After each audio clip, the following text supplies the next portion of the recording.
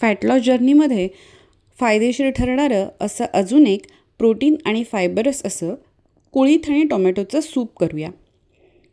कुळीथ generally आजच्या जनरेशनला फारसे आवडत नाहीत. कुळीथ किंवा हॉर्स ग्राम हे व्हेजिटेरियन्ससाठी एक चांगला प्रोटीनचा स्रोत आहेत. अर्धी वाटी कुळथाची पिठी, लसूण, आलं, दालचिनी, 2 सुक्या मिरच्या आणि लवंगा, त्याचबरोबर 3 टोमॅटो, कांदे असे चिरून घेतले आहेत रफली. ते कुकरमध्ये घालायचे. याच्यात तेल वगैरे आत्ता नाही घालायचं आहे. हे जरासे परतून घ्यायचे. यामध्ये अशी जागा करून कुळथाची पिठी पण आपल्याला खरपूस भाजून घ्यायची आहे. ही भाजल्यानंतर 1 ग्लास पाणी घालून हे मी कुकरला लावून 4 शिट्ट्या काढून घेणार आहे. कुकर थंड झाला की हे छान मिक्सरमध्ये बारीक वाटून घ्यायचं.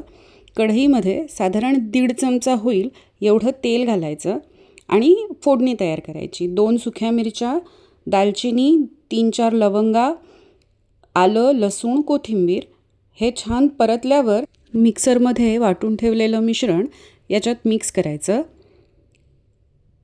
याला छान उकळी येऊ द्यायची आणि याच्यात मीठ आणि आमचूर पावडर घालायची. आमचूर पावडर किंवा लिंबू याच्यात नक्की घाला. थोडासा आंबटपणा आला की हे खूप छान लागतं. हे सूप आहे ना, हे जास्त थिक करायचं नाही. हे पातळसरच छान लागतं. याच्यात मी काळी मिरी पावडर घातली आहे आणि भरपूर सारी कोथिंबीर.